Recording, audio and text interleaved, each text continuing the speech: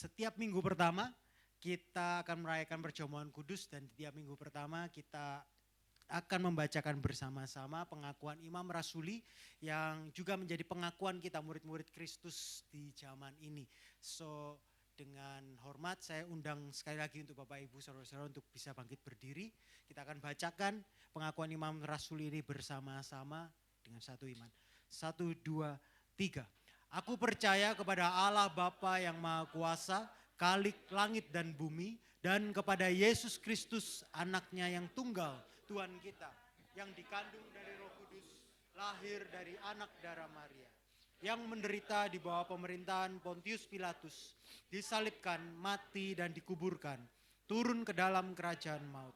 Pada hari yang ketiga, bangkit dari antara orang mati, naik ke surga, duduk di sebelah kanan Allah, Bapa yang Maha Kuasa, dan yang akan datang orang yang hidup dan mati.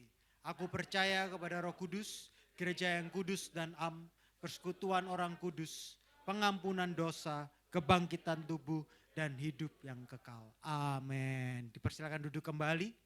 Selamat siang Bapak Ibu, saudara-saudara, common people yang saya kasih dalam Tuhan. Sungguh bersuka cita kita bisa kembali bersama-sama beribadah menyembah Tuhan di gereja ini. Dan izinkan saya menyapa teman-teman yang baru pertama kali datang bergabung bersama dengan ibadah Common Church ini. Welcome di Common Church, dan di sini kita percaya bahwa di dalam Kristus kita diterima apa adanya, tapi di dalam Kristus kita juga tidak akan dibiarkan apa adanya. Amin. Dan buat first timer di gereja ini, sepulang ibadah ada free coffee untuk bisa kalian nikmati sambil kita bisa berkenalan lebih lagi. Dan buat teman-teman senang bisa ketemu wajah-wajah yang sudah lama tidak berjumpa, welcome back to Common Church. Baik, siang hari ini kita akan kembali melanjutkan seri khotbah Kitab Keluaran, dan siang hari ini kita akan membahas sudah pasal 35 dan pasal 36. Dan saya beri judul khotbah pada siang hari ini lebih dari sekedar memberi. Dan bagi kalian yang sudah rutin beribadah di Common Church setiap minggu atau yang menonton mungkin ibadah online, rekaman YouTube yang kita upload setiap Senin malam, tinggal 2 kali lagi, kira-kira 2 kali kita akan selesai membahas Kitab Keluaran. Wow. Dan saya berharap ada banyak hal yang Tuhan sudah singkapkan kepada kita selama kita mengikuti seri khotbah Kitab Keluaran ini ya. Melalui Kitab Keluaran kita belajar bahwa yang manusia paling butuhkan itu bukanlah sekedar pemenuhan segala sesuatu yang kita inginkan. Tapi yang kita paling butuhkan sebenarnya adalah hadirat Allah sendiri dalam kehidupan kita. Tapi seringkali kita berpikir bahwa yang membedakan kita dengan orang dunia itu adalah apa? Tersedianya berkat, kelimpahan, kemenangan, dan mujizat bagi kita. Memang itu bisa menjadi salah satu tanda kita ada dalam Kristus Yesus. Tapi yang membedakan kita dari dunia bukanlah berkat, kelimpahan, kemenangan, dan mujizat. Tapi apa? Kehadiran pribadi Allah sendiri dalam kehidupan kita. Dan kalau kita lihat Kitab Keluaran kan, yang penuh berkat, yang penuh kelimpahan, yang penuh kesuksesan itu siapa? Bangsa Mesir, Firaun. Tapi Allah tidak bersama dengan bangsa Mesir, benar? Sedangkan bangsa Israel, meskipun bangsa ini baru dilepaskan dari perbudakan dan masih berkelana di padang gurun dengan hanya makan mana, tapi Allah bersama dengan mereka. Dan mereka lah sebenarnya diberkati. Dari Kitab Keluaran kita juga dapat melihat dengan jelas bahwa cerita Keluaran yang setia, yang konsisten, itu siapa? Tuhan, benar? Yang tetap setia pada janjinya adalah Tuhan. Yang tidak setia, yang enggak konsisten, yang sering melanggar, bersungut-sungut, mengeluh, siapa? Bangsa Israel. So cerita Keluaran bukan tentang kehebatan bangsa Israel atau kehebatan kepemimpinan Musa, tetapi justru menceritakan kehebatan Tuhan, kekonsistenan kepemimpinan Tuhan, dan kesetiaan Allah kepada bangsanya yang seringkali tidak setia. Bahkan seringkali bangsa Israel gagal, tapi respon Tuhan kepada bangsa Israel yang gagal terus-menerus menepati janjinya adalah apa? Belas kasihan, kasih karunia, dan selalu memberikan kesempatan kembali untuk bertobat. Dan inilah yang saya yakini, yaitu ketika kita tahu siapa Tuhan dan siapa kita, kenal siapa Tuhan kita dan kenal siapa diri kita sebenarnya. Ketika kita memiliki pandangan yang benar terhadap Tuhan seperti yang Tuhan singkapkan melalui narasi Kitab Keluaran yang kita bahas selama ini, itulah yang akan memampukan kita untuk dapat melampaui semua masalah pergumulan kita dan memberikan kita kepercayaan yang benar kepada Allah dan rancangannya atas hidup saat ini dan hidup yang akan datang dalam kekekalan. Saudara yang percaya bisa katakan amin. Nah, siang hari ini kita akan melanjutkan Keluaran pasal 35 dan 36. Dan sedikit konteks sebelum kita masuk dalam pembahasan kita siang hari ini. Jadi kita lihat Tuhan kan telah menyelamatkan Israel dari perbudakan dan Tuhan sudah menyelamatkan mereka dari perbudakan dengan sebuah tujuan. Tuhan berkata bahwa ia akan menjadikan bangsa Israel ini suatu umat yang berbeda, yang dapat dikenal oleh bangsa-bangsa lain yang belum mengenal Tuhan. Sehingga Tuhan tidak hanya membebaskan umatnya keluar dari perbudakan, dari penindasan, dari kematian, tetapi Allah akan membentuk mereka. Melalui apa? Melalui peraturan hukum Taurat, melalui cara ibadah mereka, melalui bahkan kalau kalian baca kitab Keluaran, imamat nanti kalau kalian lanjutkan, di sana kan ada banyak cara. Ya.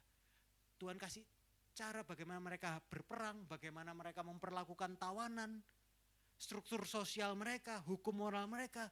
Benar-benar Tuhan kasih secara spesifik dengan sebuah tujuan. Bahwa melalui bangsa ini, mereka menjadi bangsa yang berbeda dari bangsa-bangsa yang lainnya yang ada di sekitar mereka. Sehingga bangsa-bangsa akan memandang bangsa Israel dan mengetahui bahwa bangsa Israel, bahwa Allah bangsa Israel adalah satu-satunya Tuhan yang benar. Nah, jadi yang sedang direncanakan Tuhan sebenarnya adalah ini loh. Membentuk dan menjadikan suatu umat bagi dirinya agar seluruh bangsa dapat mengenal Tuhan yang benar. Dan tahukah saudara-saudara bahwa rancangan Allah ini juga berlaku bagi kalian dan saya sampai saat ini. Yang adalah Israel rohani, umat pilihan yang telah Allah tebus dari perbuatan dosa. Bahwa Tuhan menyelamatkan kita juga dengan sebuah tujuan bahwa kita pun melalui cara hidup kita, orang-orang yang sekitar kita yang belum mengenal Allah itu juga dapat mengenal Tuhan yang benar itu. Siang ini kita akan sama-sama belajar, ada satu tanda umat Allah. Kalau tanda kita sudah ditebus dan kita hidup dalam rancangannya Tuhan. Salah satu tanda umat Allah yaitu memiliki nilai-nilai yang berbeda dengan dunia adalah kemurahan hati kita dalam memberi. Saya ulangi, the heart of our generosity. Kemurahan hati kita dalam memberi. Dan kita akan membahas pada siang hari ini adalah tentang memberi, persembahan. Nah, tapi omong-omong topik kita siang hari memang memberikan tentang giving, memberi, persembahan. Ini bukan topik yang sengaja saya mau khotbahkan karena setelah kita ibadah minggu ini 4 bulan ya. Bukan karena melihat tren persembahan kita berapa minggu ini turun ya. Bukan karena itu. Juga bukan karena kita sedang punya kebutuhan besar untuk sesuatu sehingga butuh sumbangan. No, itu bukan tujuannya ya. Meskipun memang akhir bulan depan ada bayar ruko sewa ini harus dibayar, tapi bukan itu tujuannya ya. Tapi memang teks kita seri Keluaran ini kita sampai di pasal 35 dan 36 dan membahas tentang kemurahan hati. Ya. So siang hari ini kita akan membahas tentang kemurahan hati dalam memberi. Ada 3 poin khotbah saya siang hari ini, yaitu motif dalam memberi, metrik atau ukuran dalam memberi, dan metode atau cara dalam memberi. Oke, yang siap dengan firman Tuhan, saya katakan amin. Amin. Nah, kita mulai dari yang pertama, motif dalam memberi. Mari kita lihat Keluaran 35, kita baca ayatnya 4, ayat ke-4 sampai ayat ke-22. Tapi kita akan baca semua, saya akan baca ayat 4 sampai ayatnya yang ke-10. Berkatalah Musa kepada segenap jemaah Israel, inilah firman yang diperintahkan Tuhan bunyinya, ambillah bagi Tuhan persembahan khusus dari barang kepunyaanmu, setiap orang yang terdorong hatinya harus membawanya sebagai persembahan khusus kepada Tuhan. Emas, perak, tembaga, kain ungu tua, kain ungu muda, kain girmisi, lenan haus, bulu kambing, kulit domba jantan yang diwarnai merah, kulit lumba-lumba, kayu penaga, minyak untuk penerangan, rempah-rempah untuk minyak urapan, dan untuk ukupan dari wangi-wangian, permata krisopras dan permata tatahan untuk baju efod dan untuk tubuh segala orang ahli di antara kamu haruslah datang untuk membuat segala yang diperintahkan Tuhan. Wah, ya kan? Diperintahkan untuk membawa seluruh persembahannya. Jadi kembali, tujuannya bukan nanti setelah ibadah ini kalian memberikan semuanya. Emas, kalung, perak, dompetnya semua dipersembahkan. Bukan itu ya. Tapi ini memang teksnya ya. Lompat ke ayat 21, sesudah Musa membicarakan itu, berbicara apa kata firman Tuhan. Sesudah itu datanglah setiap orang yang tergerak hatinya, setiap orang yang terdorong jiwanya, membawa persembahan khusus kepada Tuhan untuk pekerjaan melengkapi kemah pertemuan dan untuk segala ibadah di dalamnya dan untuk pakaian kudus itu. Maka datanglah mereka baik laki-laki maupun perempuan, setiap orang yang terdorong hatinya dengan membawa anting-anting hidung, anting-anting telinga, cincin meterai dan kerongsang, segala macam barang emas. Demikianlah juga setiap orang yang mempersembahkan persembahan unjukan dari emas bagi Tuhan. Nah, saya mau tanya kalian bisa jawab dalam hati ya. Ini kan bicara tentang persembahan. Mereka datang semua yang mempersembahkan yang terbaik bagi Tuhan. Kalian bisa jawab pertanyaan saya ini dalam hati, berapa banyak dari kalian yang setuju dengan statement saya ini? Kita nggak harus mencintai Yesus atau menjadi orang Kristen untuk menjadi seorang yang murah hati. Saya yakin sebagian besar dari kita pasti setuju dengan statement saya, benar? Banyak orang, kita kenal banyak orang non-Kristen yang tidak percaya Tuhan bisa murah hati dalam memberi. Banyak yang bahkan anti Tuhan, tidak beragama, nggak percaya ada Tuhan, yang merupakan orang-orang yang sangat murah hati dalam memberi. Bahkan kalau banyak preman-preman atau mafia-mafia yang hidupnya dikenal sebagai orang-orang yang sangat murah hati. Kalau kalian senang sejarah, contoh ya kan. Ini dua mafia yang sangat terkenal, Al Capone. Dia seorang raja mafia di era tahun 1900-an. Tapi dia juga terkenal sebagai orang yang sangat dermawan. Bahkan pada waktu krisis di Amerika tahun 1933, dia adalah salah satu orang yang membuka dapur umum untuk memberi makan ribuan orang miskin selama masa krisis yang berjalan hampir setahun, 2 tahun. Banyak orang di Chicago memandang Al Capone sebagai pahlawan. Karena apa? Ia membantu masyarakat saat pemerintah Amerika tidak dapat membantu. Yang sisi kiri, si Pablo Escobar. Siapa yang gak kenal sama bandar yang ini? Luar biasa, raja kartel yang paling salah satu orang terkaya di dunia pada masanya. Dia terkenal di negaranya sebagai orang yang sangat dermawan, membangun perekonomian negaranya. Dia membangun perumahan, sekolah, lapangan sepak bola, bahkan membangun gereja bagi masyarakat miskin di kotanya. Dikenal sebagai Robin Hood dari Medellin. Kalau baca berita barusan ini, kalau di negara Kamboja baru ada yang ditangkap kan, seorang tokoh si Cheng Sin namanya, siapa sih? Ya itulah. Dia adalah orang yang bandarnya judol dan lain sebagainya, yang paling berpengaruh. Tapi di Kamboja dia dikenal sebagai orang yang sangat dermawan. Bahkan dianugerahi pemerintah sebagai salah satu tokoh filantropis negara tersebut.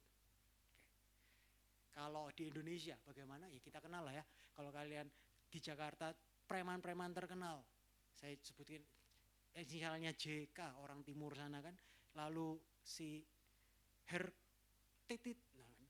Semua terkenal sebagai mafia yang luar biasa dermawan. Mereka membantu banyak masyarakat di sekitar mereka.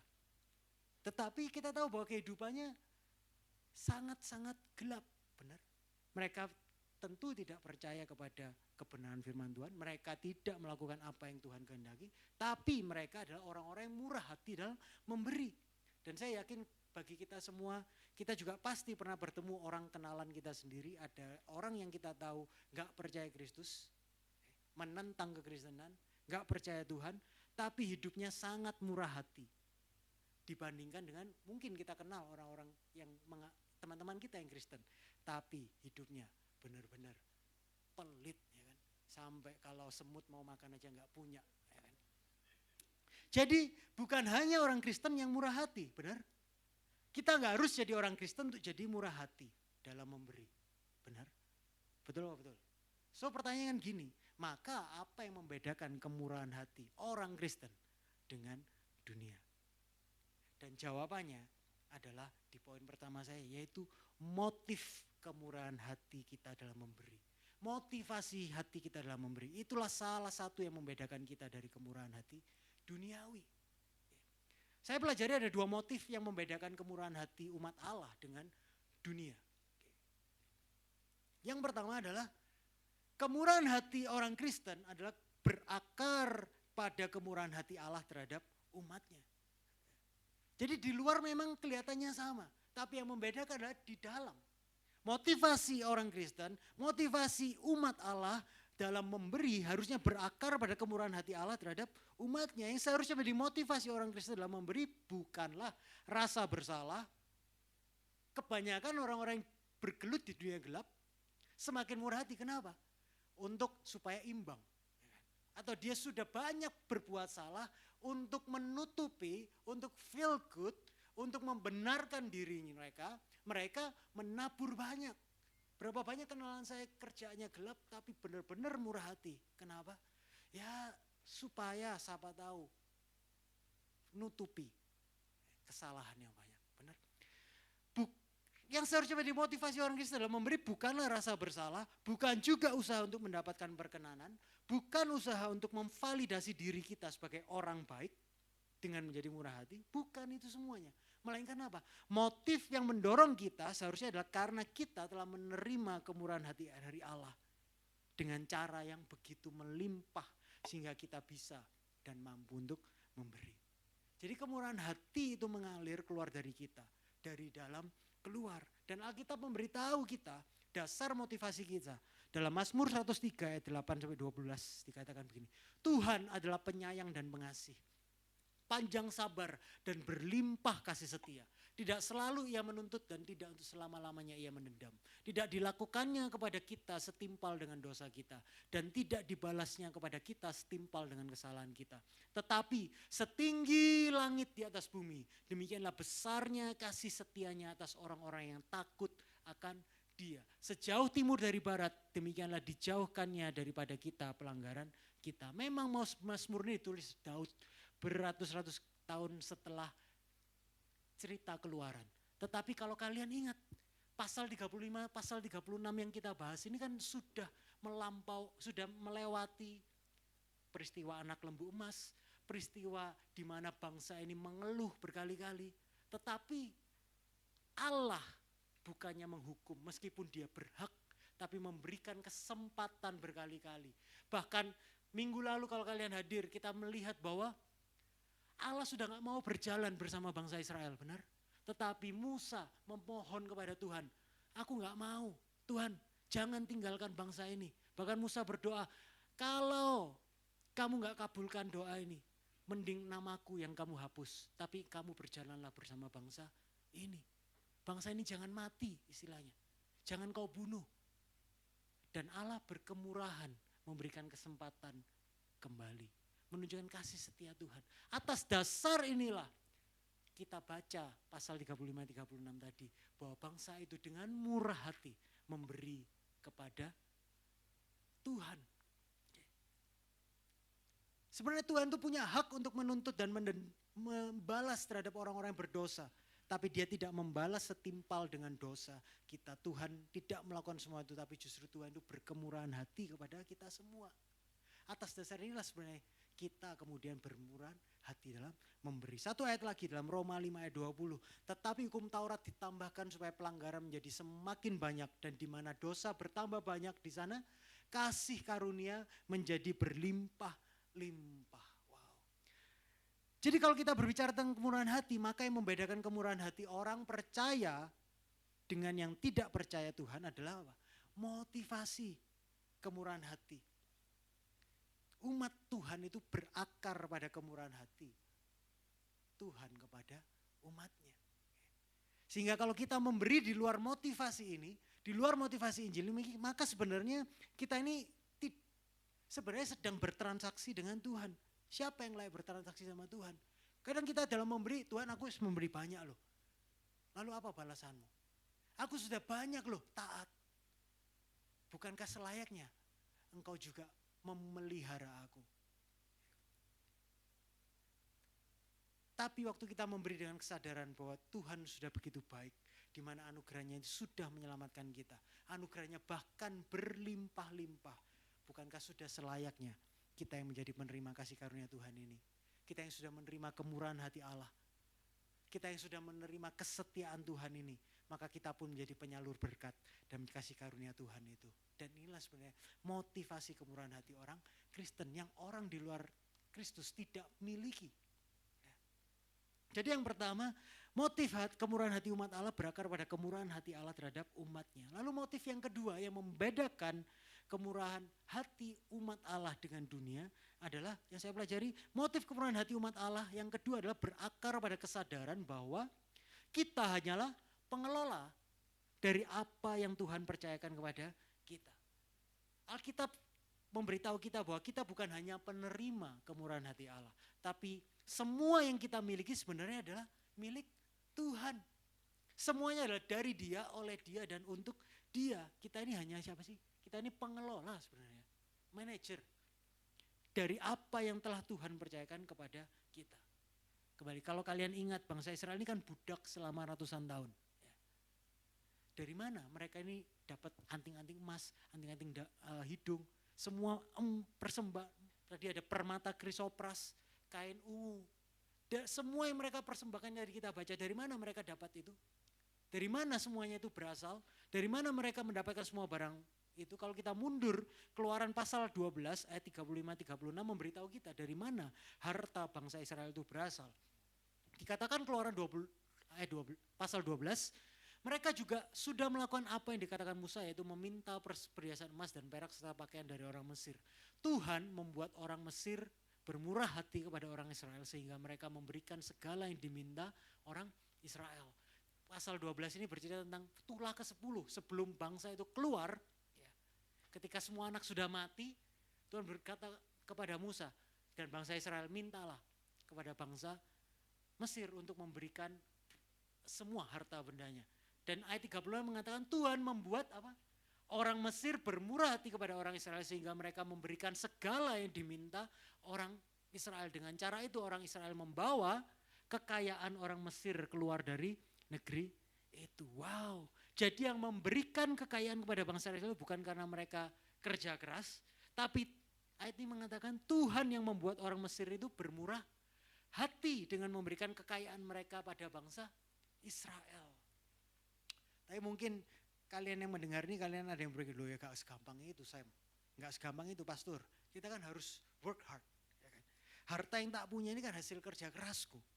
Pastor ngomong gampang, gak tahu betapa kerasnya kita ini bekerja mengumpulkan harta. Betul, saya setuju. Kita perlu work hard, work smart. Tapi begini loh, kesadaran bahwa semua yang kita miliki bukanlah hasil kerja keras kita, tapi pemberian Allah, anugerah Allah, pemberian Allah, itu sebenarnya tidaklah meniadakan tanggung jawab kita untuk bekerja keras. Justru kita akan semakin sadar bahwa kerja keras adalah bagian dari tanggung jawab kita di hadapan Tuhan yang telah mempercayakan hartanya kepada kita. Dengan kata lain, saya mau katakan begini, kesadaran bahwa semua yang kita miliki adalah milik Tuhan, sebenarnya justru menuntut tanggung jawab untuk kita bekerja keras demi kemuliaan Tuhan. Jadi anugerah, kepercayaan, Allah yang berkemurahan, Allah justru yang memberikan segalanya kepada kita. Itu sebenarnya tidak akan membuat, kalau kita sadar itu tidak akan membuat kita semena-mena, tidak akan membuat kita tidak bekerja keras, bertanggung jawab, justru sebaliknya.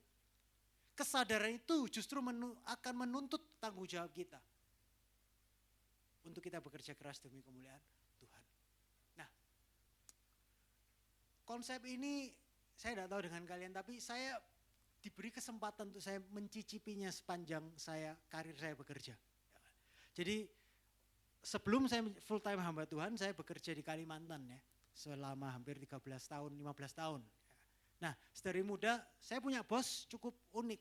Ya, ketika dia menawarkan saya pekerjaan di Kalimantan Tengah di sana, dia begitu percaya sama saya tidak tahu apa yang menjadi. Jadi dia mempercayakan segala sesuatunya kepada saya. Pada waktu 15 tahun usia saya masih baru lulus kuliah, sekitar 23, 24 tahunan lah ya.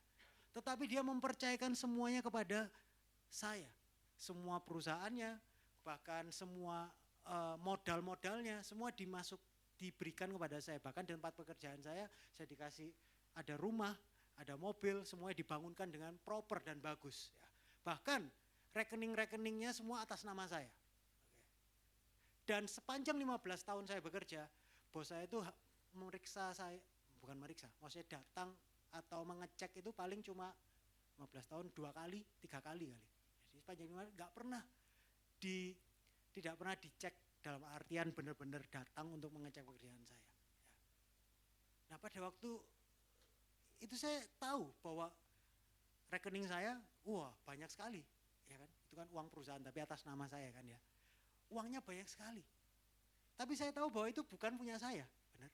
Saya bisa menggunakannya benar-benar semau saya, karena itu kan saya punya otoritas. Saldonya atas nama saya, rekeningnya atas nama saya yang tanda tangan. Saya bisa mengeluarkan uang ini dengan otorisasi saya. Tapi saya sadar bahwa ini bukan punya saya. Ini semua punya uang bos saya. Benar? Saya hanya diberikan tanggung jawab untuk mengelola, untuk benar-benar mengembangkan perusahaan ini. Nah, ini yang membuat saya mengerti bahwa bukankah ini konsep yang Tuhan juga berikan kepada kita. Bahwa semuanya itu milik Tuhan. Dan Tuhan percayakan kepada kita masing-masing. Tuhan kasih full otoritas kepada kita masing-masing. Benar? Kalian punya rumah sendiri, mungkin kalian punya tabungan sendiri, kalian punya karir sendiri, kalian punya perusahaan sendiri. Dan semua atas nama kalian, kalian bisa mengembangkannya. Tapi sadar gak sih bahwa semuanya itu sebenarnya adalah punyanya Tuhan. Kita ini hanyalah pengelola dari apa yang Tuhan percayakan kepada kita. Semakin banyak yang dipercayakan kepada saya pada waktu itu, bukan membuat saya semakin semena-mena, oh uang saya sudah banyak nih, gak perlu kerja apapun loh. Kan itu pola pikir yang bodoh ya. Saya tahu ini bukan uang saya, meskipun itu punya saya, nah namanya nama saya. Tapi saya tahu bukan punya saya. Dan saya harus bertanggung jawab, mempertanggungjawabkan apa yang dipercayakan ini. Sehingga di sanalah kita tahu bahwa kesadaran bahwa semua yang kita miliki adalah milik Tuhan justru menuntut tanggung jawab untuk kita bekerja keras demi kemuliaan Tuhan. Dan juga itu membuat saya gampang bermurah hati. Kenapa? Karena bukan saya semena-mena, tapi saya tahu ini bukan uang saya. Ya kan? Pernah suatu waktu ada perkumpulan sosial di kota tempat saya bekerja pada waktu itu.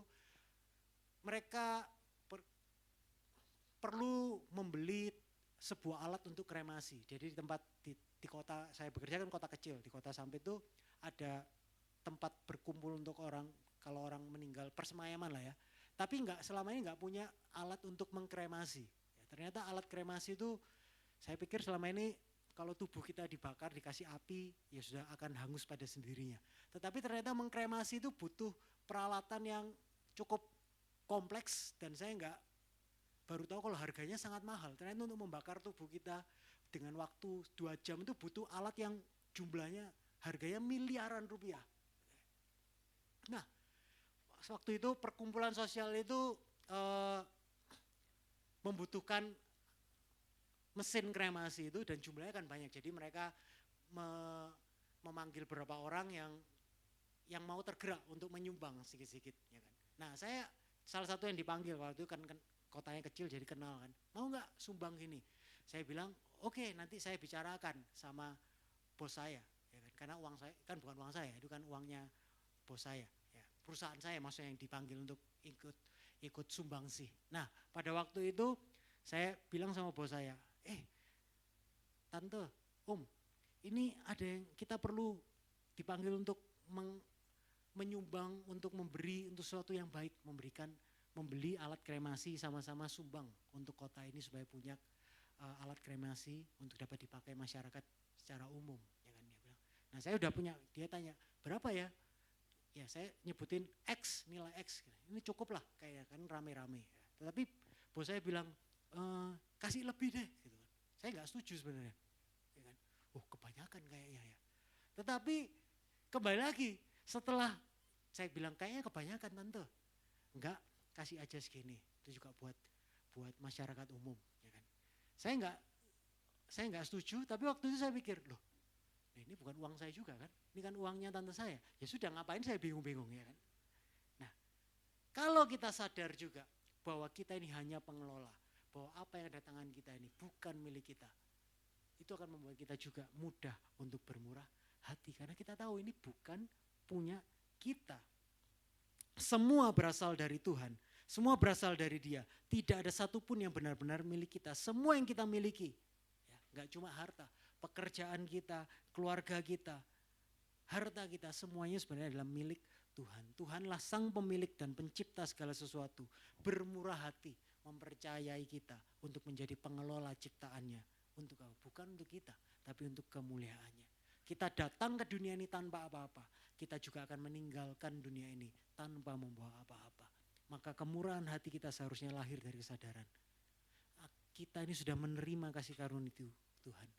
Dan gak cuma sadar itu, tapi kita juga tahu semua yang kita miliki, yang ada di tangan kita, sebenarnya semua adalah milik Tuhan. 1 Korintus 10 ayat 26 terjemahan Saudara Indonesia berkata, karena kita tahu bahwa bumi dan seluruh isinya adalah milik Tuhan.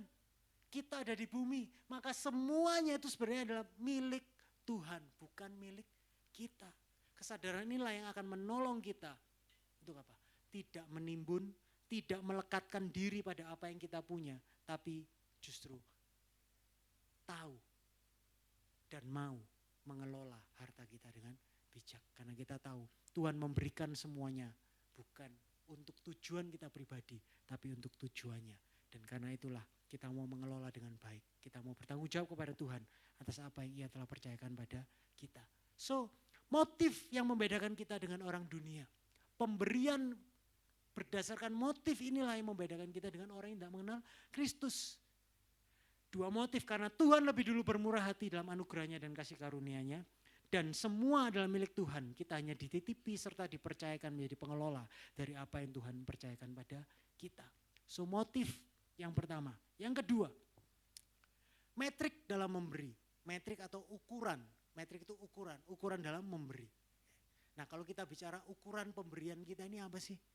Berbicara tentang ukuran memberi, maka biasanya muncul di benak kita, apalagi kalau sudah lama bergereja, yang muncul adalah tentang apa? Persentase.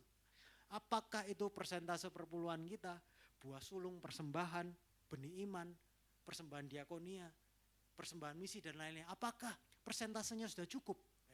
Apakah sudah sesuai dengan kebenaran firman Tuhan? Tapi saya nggak mau membahas tentang teknis, tentang persembahan-persembahan itu ya. Tetapi yang akan kita bahas adalah prinsip metrik kemurahan hati kita di mata Tuhan itu seperti apa sih. Dan Keluaran 35 ayat 21 mengatakan begini. Tadi sudah kita baca, sesudah itu datanglah setiap orang yang tergerak hatinya, setiap orang yang terdorong jiwanya, membawa persembahan khusus kepada Tuhan untuk pekerjaan melengkapi kemah pertemuan dan untuk segala ibadah di dalamnya dan untuk pakaian kudus.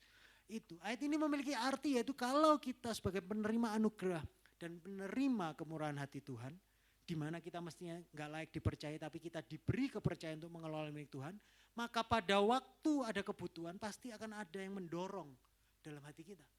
Pasti kita akan didorong untuk kita memberi dengan murah hati. Bukan untuk membuktikan apapun kepada orang lain, tetapi sebagai respon terhadap apa yang Tuhan sudah berikan kepada kita.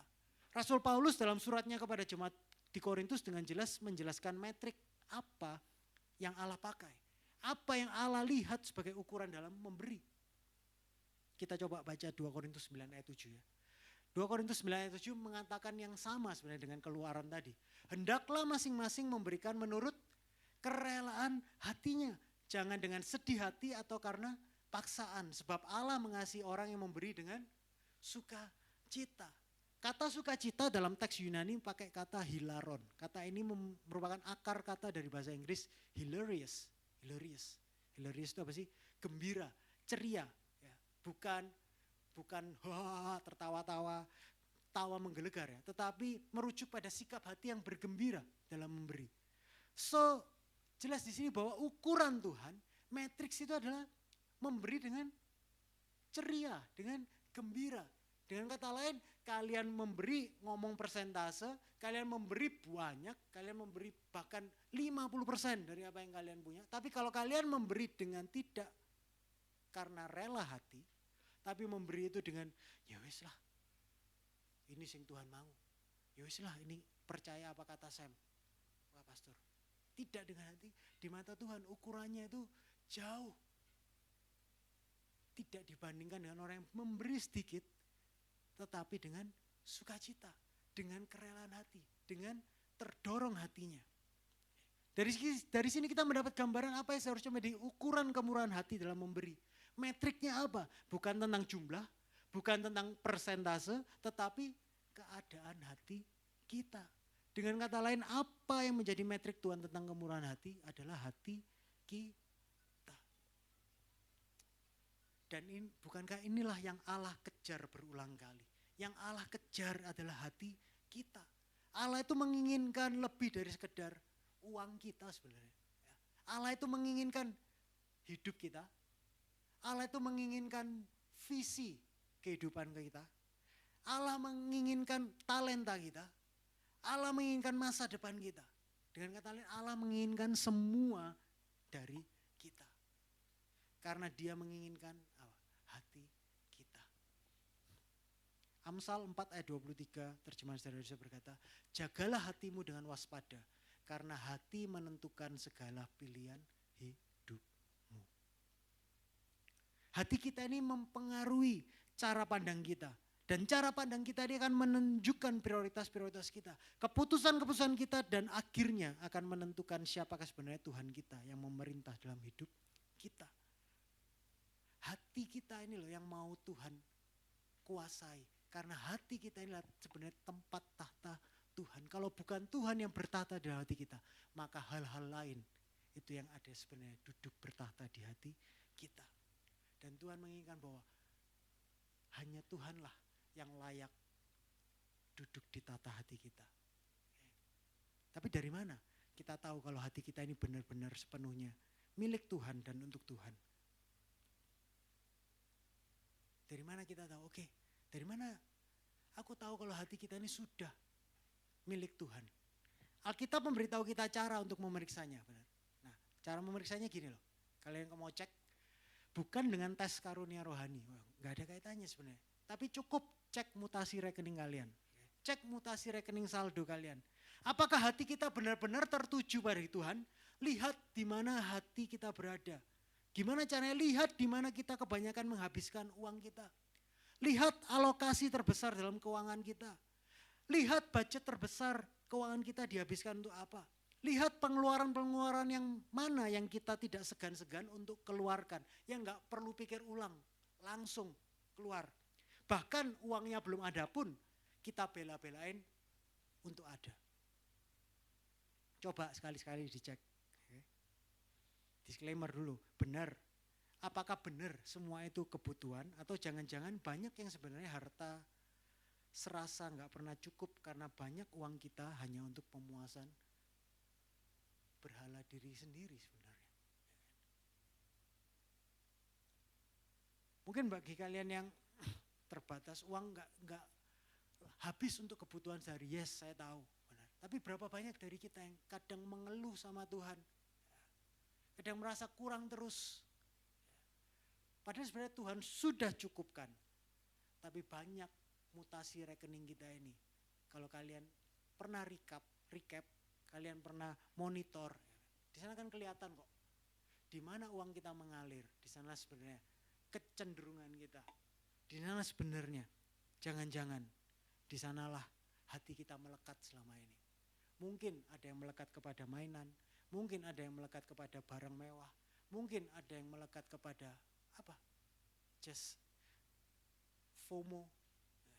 Kalau ada kafe baru, harus mau uangnya tinggal sedikit tetap harus pokoknya ada di sana. Berapa banyak saya lihat fenomena seperti itu terjadi di kafe-kafe zaman sekarang. Saya duduk sama Grace makan, dari pesen sudah ngomel karena lama pesennya, lihat di seberang sana sudah terima makanan, ya kan? Saya ngobrol sama Grace, waktu itu ngobrol satu kafe, hampir 1,5 jam di depan saya, tidak disentuh makanannya. Ngapain? Foto kanan kiri, depan belakang, atas bawah, pindah-pindah semuanya. Untuk apa? Dan waktu keluar, saya kembali lagi, ini saya tidak menjudge ya. Cuma ini fenomena yang terjadi ketika keluar. Tampangnya begitu mewah di dalam ketika keluar. Naik sepeda motor. yang juga sudah tua motornya. Tanpa menjudge ya. Tapi fenomena ini banyakkah terjadi? Kemarin waktu sosial media scrolling, banyak orang hidup di dua sisi. Satu sisi tampak glamor, lalu ketika pulang ke rumahnya atau kemana, wah berubah. Itu ada di TikTok, apa sih trennya itu, kelihatan di luarnya mewah, tapi ternyata pekerjaannya jual pentol bakso, ya kan? Ibu, cewek-cewek yang luar biasa tampilannya, tapi waktu pulang ke rumah gak seimbang. Seringkali itu yang terjadi dan itu narasi budaya zaman now. Kalau kita punya, it's okay. Tapi boleh gak saya bilang, meskipun kita punya pun, pertanyaan saya, apakah itu perlu? Meskipun kita sanggup pun, apakah itu perlu? Mampu belum tentu perlu. Kalau zaman sekarang kan gak mampu, gak perlu dimampu-mampukan. Atau gak perlu pun dibisa-bisakan. Tapi narasi Alkitab justru sebaliknya. Kita mampu pun, kalau nggak perlu ya nggak usah. So kita nggak perlu tes rohani untuk tahu di mana hati kita berada. Apakah hati kita benar-benar tertuju bagi Tuhan? Coba cek di mana mutasi rekening kita selama ini mengalir. Lihat di mana harta Anda berada, hati kita pun juga akan berada. Bukankah itu yang dikatakan Matius 6 ayat 21? Karena di mana hartamu berada, di situ juga hatimu berada. Sekali lagi Tuhan tidak ingin memberi kita memberi karena terpaksa. Jangan pernah memberi hanya karena melihat seseorang melakukannya atau karena rasa bersalah. Lalu bagaimana seharusnya kita memberi? Memberilah dengan riang gembira, dengan hilarious.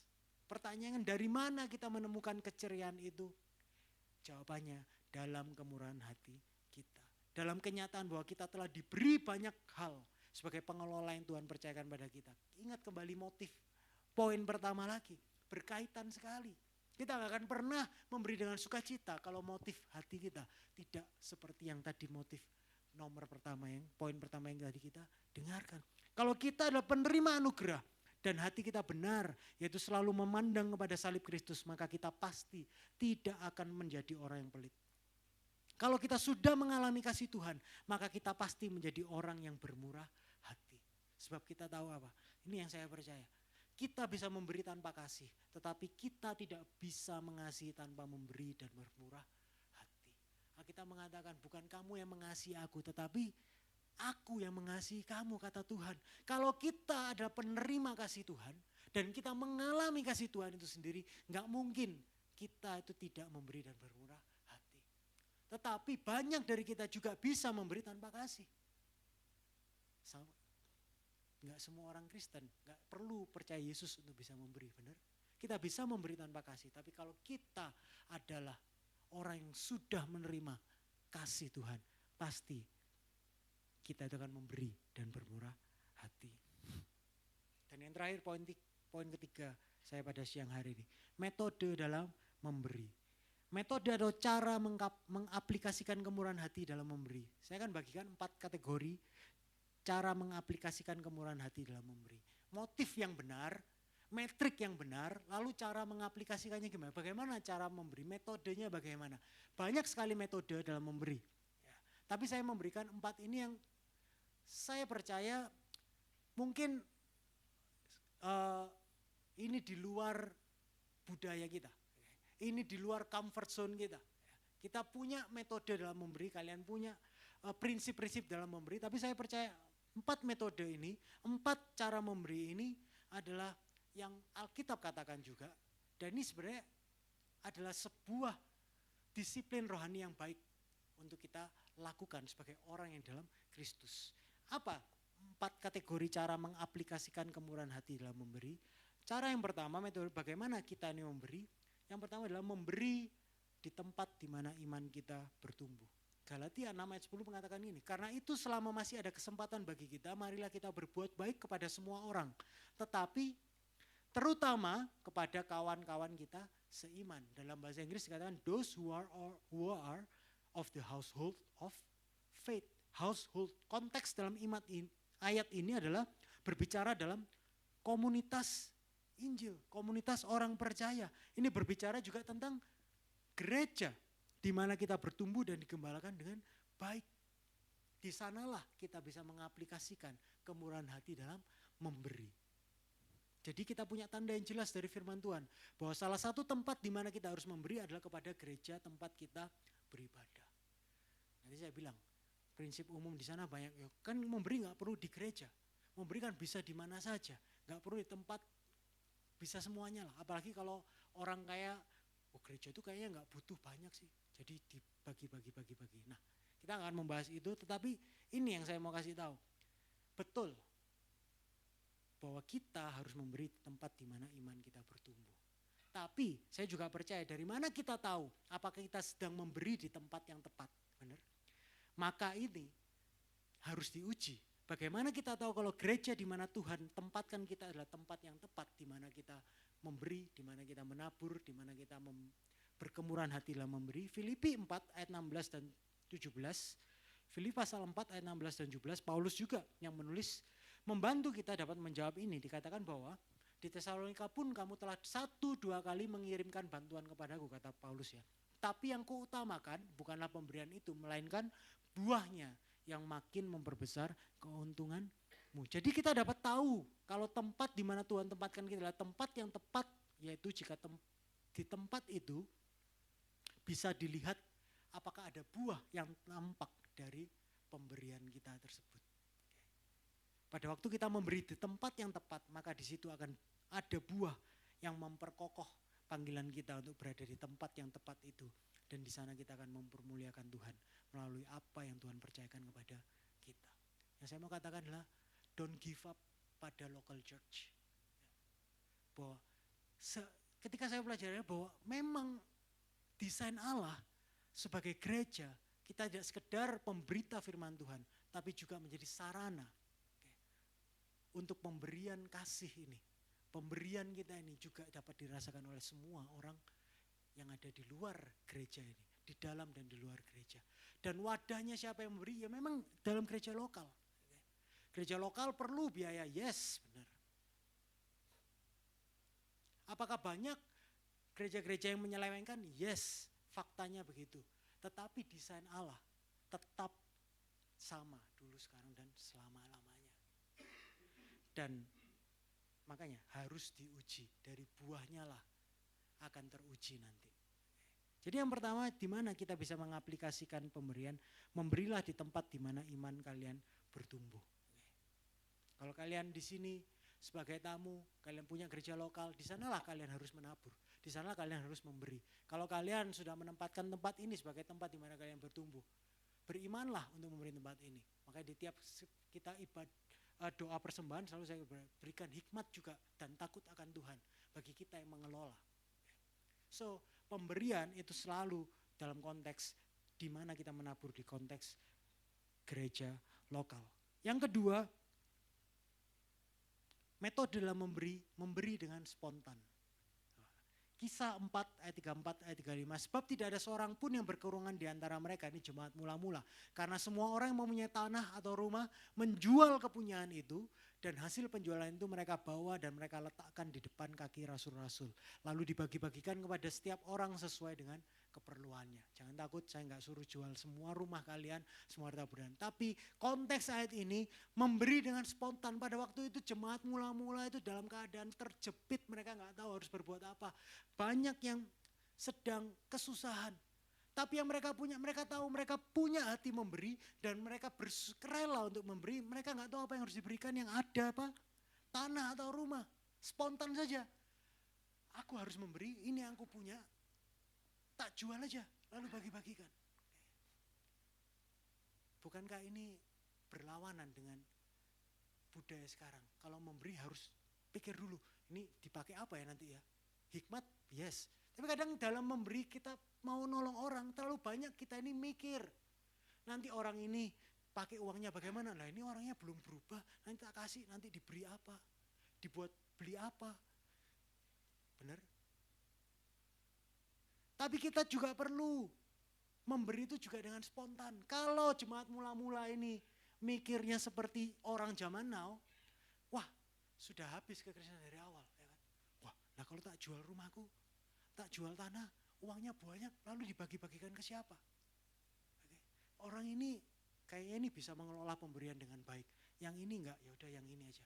Tapi lihat baca ini, lalu dibagi-bagikan kepada setiap orang sesuai dengan keperluannya. Ada hikmat, yes. Tapi mereka dengan spontan menjual dan membagi-bagikannya. So bagi teman-teman di sini yang sudah ada di live group, ya, dengan kita semakin kenal sesama lain, kita bisa saling terbuka. Mungkin ada yang Tuhan gerakkan untuk kita membantu. Kadang kita pikir, kalau aku bantu nanti aku gimana? Lalu kalau aku bantu lalu dia apakah bisa mengelola dengan baik? Sometimes yang diperlukan adalah spontan. Kalau Tuhan sudah gerakkan, just give. Ada seorang hamba Tuhan yang pernah bicara sama saya. Dia tanya, kalau kamu memberi, dia tanya sama hamba Tuhan, karena hamba Tuhan ini suka menolong, ya, suka memberi kan. Loh, kamu gimana? Kamu kalau uangmu itu disalahgunakan, kalau kamu justru dimanfaatkan, jawabannya dia itu menohok saya. Kalau kamu jadi hamba Tuhan gak siap untuk dimanfaatkan, pemberianmu dimanfaatkan, ya berarti kamu belum siap jadi hamba Tuhan. Karena Tuhan sepanjang hidupnya, Yesus Kristus hidupnya, dia dimanfaatkan selalu. Tapi dia tidak stop giving. Bukankah ini juga yang harusnya menjadi cara hidup kita orang percaya? Kalau membantu, kita lihat ada yang perlu dibantu, just help them. Hikmat perlu, yes. Tapi zaman now kita terlalu meninggikan hikmat sampai pertolongan itu tidak datang-datang. Padahal yang butuh ditolong sudah perlu menolong, sudah perlu ditolong. Tapi kita terlalu memikirkan bagaimana ini. We need memberi, kita perlu memberi dengan spontan. Yang ketiga, pengaplikasiannya. Memberi dengan tanpa terlihat. Memberi dengan sembunyi-sembunyi. Matius 6 ayat 34. Tapi jika engkau memberi sedekah, hendaklah diketahui tangan kirimu. Janganlah diketahui tangan kirimu apa yang diperbuat tangan kananmu. Hendaklah sedekahmu itu diberikan dengan tersembunyi. Maka Bapamu yang melihat yang tersembunyi akan membalasnya kepadamu. Zaman now, tangan kanan kita bukan hanya tangan kiri yang tahu. Tangan kiri pun jangan dilihat tangan kirimu, tapi dengan tangan kanan kita sekarang, pemberian kita bukan dilihat oleh semua orang yang ada di medsos kita, benar? Kasihnya sedikit, uploadnya banyak. Ya kan? Kasih 1 kardus Indomie, ya kan? Tapi minta dipuja seluruh jagat media sosial.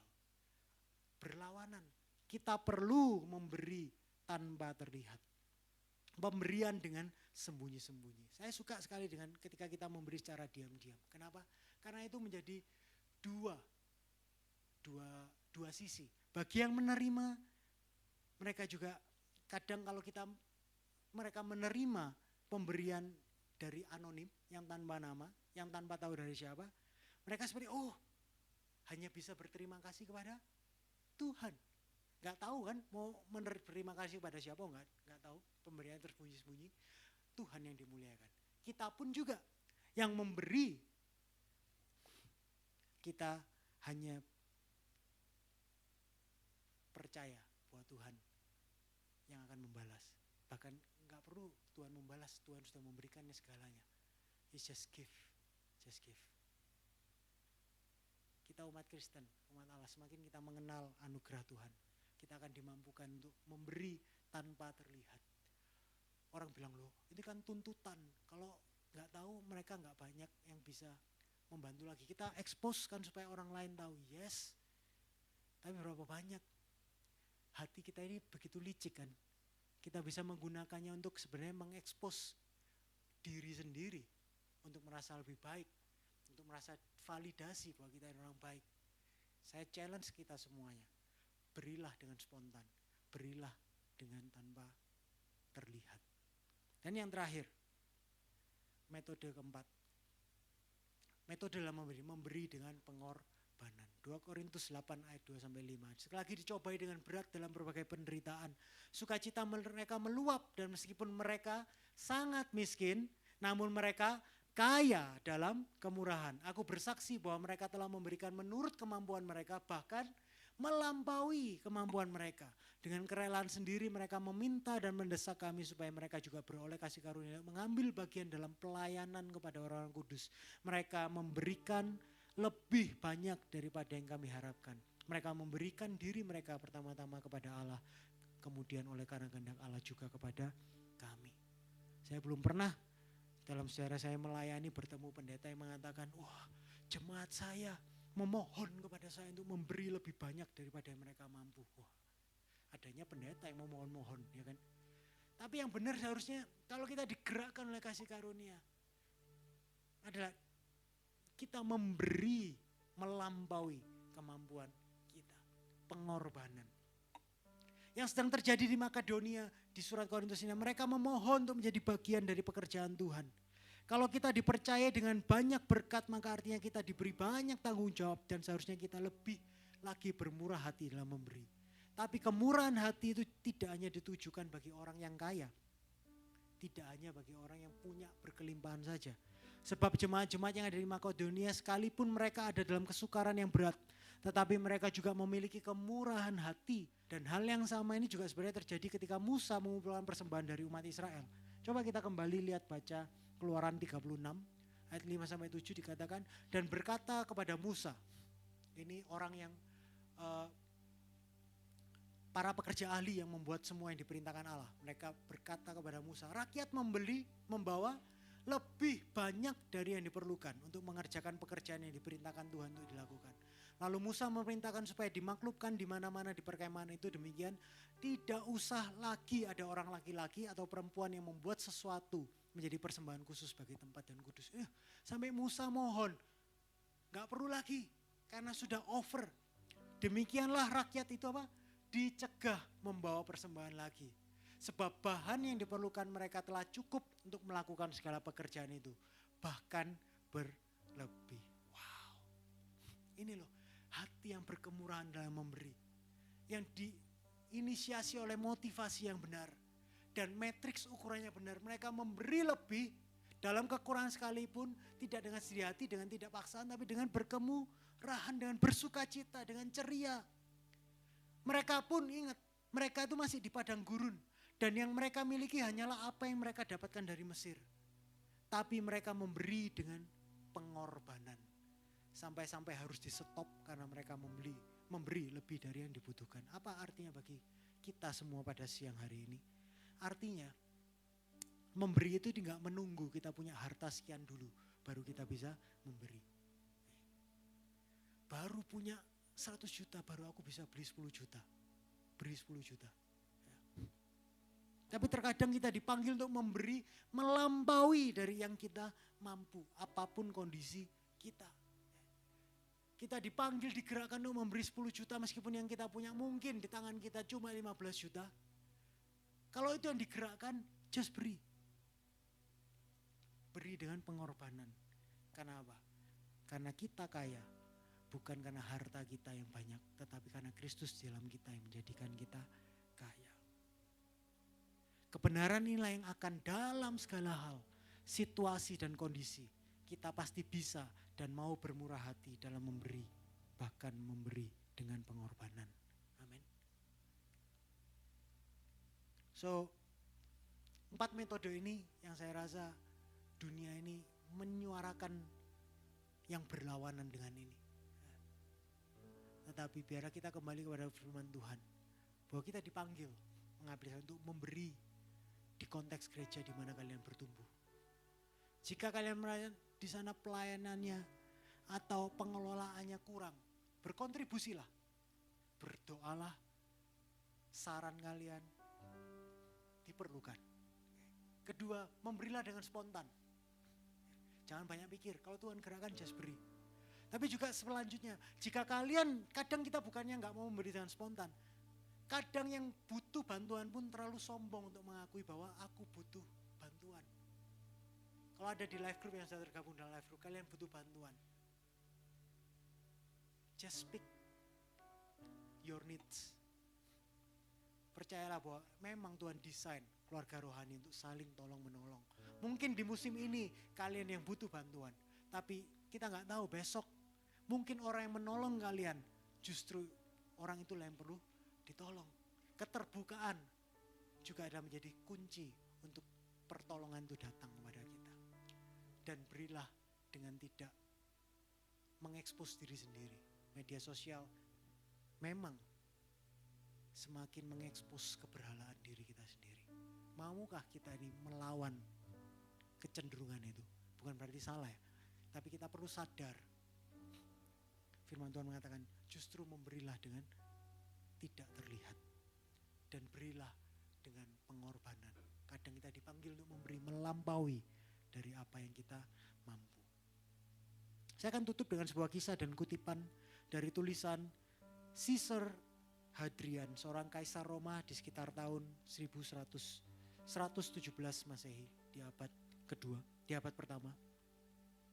Caesar Hadrian adalah seorang yang religius, tapi dia bukan orang Kristen. Dia adalah kaisar bahkan yang membangun kuil pemujaan dewa Venus. Dia sangat terkejut dengan sebuah aliran sesat yang kecil, tapi yang sedang berkembang dengan pesat pada waktu itu.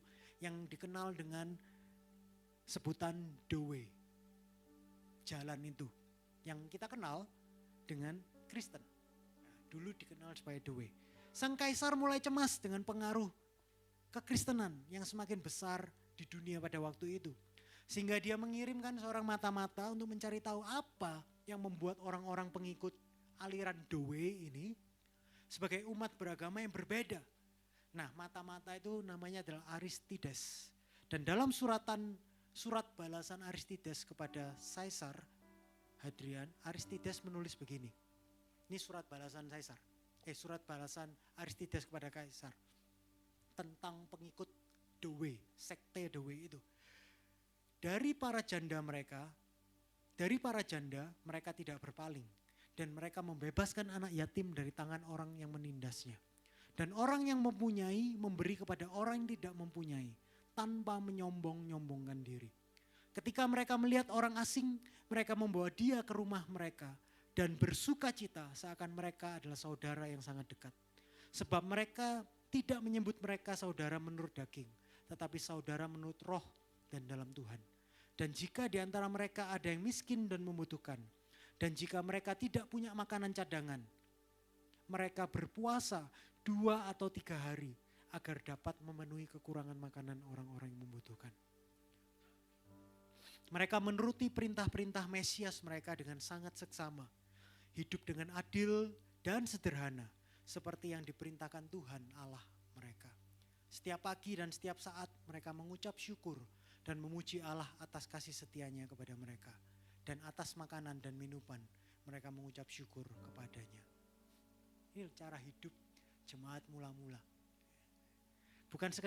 Ini bukan sekedar cerita indah atau dongeng. Ini catatan historis.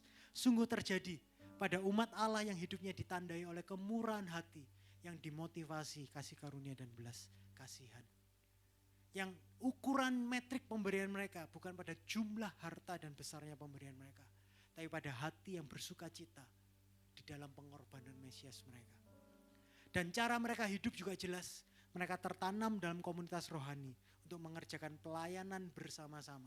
Setiap pribadi ambil bagian melayani dengan setia sambil tetap memberi dengan tulus, memberi dengan spontan, memberi dengan tanpa terlihat. Mereka memberi kapanpun ada kesempatan dengan hati yang gembira. Karena mereka tahu setiap pemberian mereka adalah bagian dari panggilan untuk menjadi umat Allah yang berbeda. Yang melaluinya Tuhan kita dapat dikenal oleh orang-orang yang belum mengenal Tuhan yang benar.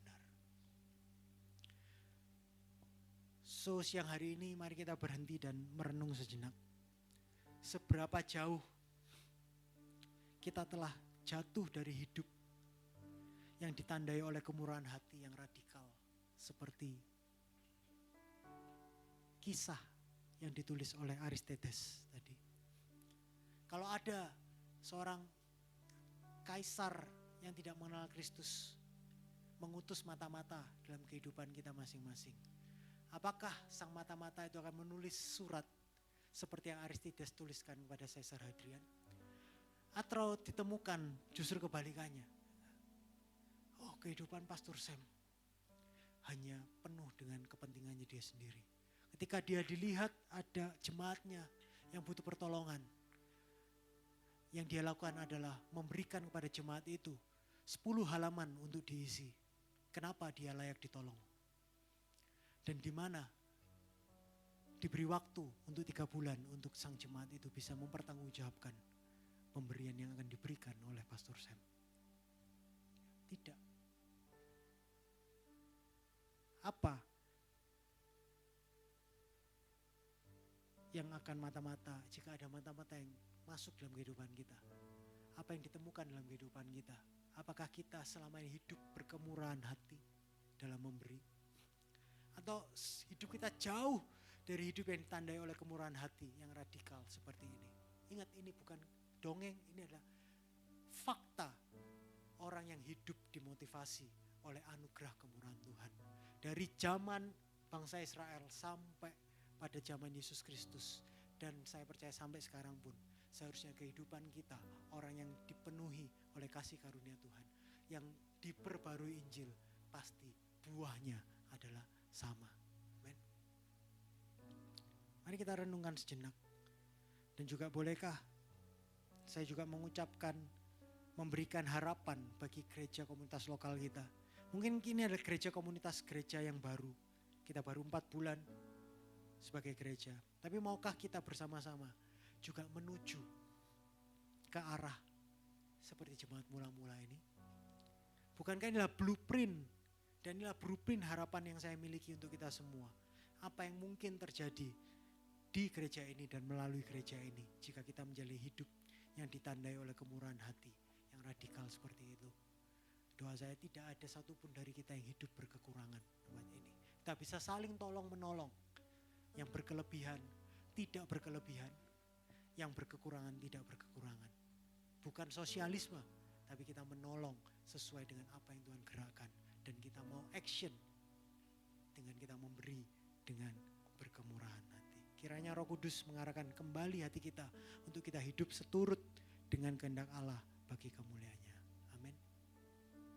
Dan pada siang hari ini kita akan ambil bagian dalam perjamuan kudus sebagai pengingat bahwa pemberian terbesar, pemberian yang paling berharga, pemberian yang diberikan dengan pengorbanan dengan darah yang besar, yang mulia itu diberikan kepada kita yang seharusnya gak layak menerimanya. Tapi tubuh dan darah Kristus menjadi pengingat bahwa inilah kemurahan hati Allah yang begitu besar yang sudah dianugerahkan kepada kalian dan saya. Dan ini harusnya menjadi motivasi kita untuk kita ini memberi dengan sukacita dan berkemurahan. Amin. Tuhan Yesus, pada siang hari ini kami mohon ampun Tuhan. Kalau selama ini Tuhan, kami punya motivasi kami dalam memberi sangat jauh dari kebenaran firman-Mu Tuhan. Kami banyak kali memberi untuk kami lebih diberkati lagi. Kami memberi karena kami takut. Kami memberi karena kami terlalu banyak berbuat salah dan kami ingin menebus kesalahan kami dengan pemberian kami Tuhan. Tapi biarlah pada siang hari ini kami diingatkan Tuhan Yesus, bahwa kami sudah Kau tebus dengan darah-Mu yang mahal. Engkau sudah menganugerahkan anugerah keselamatan-Mu.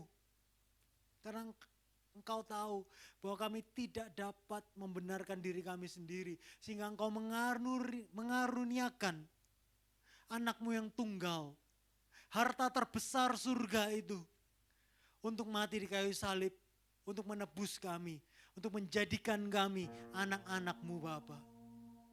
Dan biarlah kami pada siang hari ini bertobat Tuhan Yesus, dan mengakui bahwa kami adalah produk dari anugerah kasih karunia-Mu Bapa. Dan biarlah mata hati kami dapat melihat bahwa pengorbanan-Mu adalah pengorbanan yang mahal Tuhan. Dan biarlah kami dapat melihat keberhargaan kami ketika kami melihat salib. Ketika Engkau mengaruniakan anak-Mu yang tunggal itu, harta terbesar surga menyelamatkan kami yang tidak berharga ini.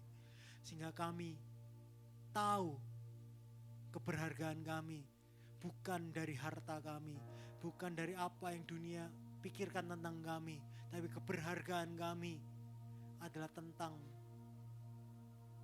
siapa kami di mata-Mu Bapa. Biarlah identitas kami terletak kepada apa kata firman Tuhan, pada apa kata-Mu tentang kami Bapa. Sehingga kami tahu kami adalah kaya di dalam Kristus Yesus. Dan biarlah ketika kami menghidupi identitas kami ini Tuhan, kami dapat bermurah hati dalam memberi Tuhan. Dengan motivasi yang benar. Kami memberi juga dengan ukuran yang benar Tuhan Yesus. Kami memberi bukan karena terpaksa, tapi memberi kami dengan sukacita Tuhan. Tolong kami Bapa, tolong kami Bapa. Kalau kami terlalu jauh dalam standar-Mu, kami mohon ampun. Dan kami berdoa Roh Kudus mampukan kami untuk kami sekali lagi hidup dalam kebenaran firman-Mu Bapa. Dan biarlah melalui kehidupan kami, orang-orang di luar sana belum mengenal Engkau, dapat mengenal Engkau melalui kemurahan hati kami dalam memberi. Yang dimana mereka dapat melihat bahwa kemurahan hati kami ini tidak didasarkan pada motivasi duniawi, tapi benar-benar motivasi yang di luar dunia ini, yaitu motivasi Injil, motivasi yang di dalam Kristus, sehingga mereka dapat melihat dan dapat mengenal Sang Pribadi Yesus Kristus melalui kemurahan hati kami Bapak. Tolong kami semuanya Bapak, tolong kami semuanya. Terima kasih Bapak, ini firman-Mu yang sudah hamba-Mu beritakan. Biar Roh Kudus mengingatkan kami pribadi demi pribadi, tepat pada saat kami memerlukan kebenaran firman Tuhan ini Bapak dalam kehidupan kami. Terima kasih Tuhan Yesus, di dalam nama-Mu kami berdoa ucap syukur. Haleluya. Amin.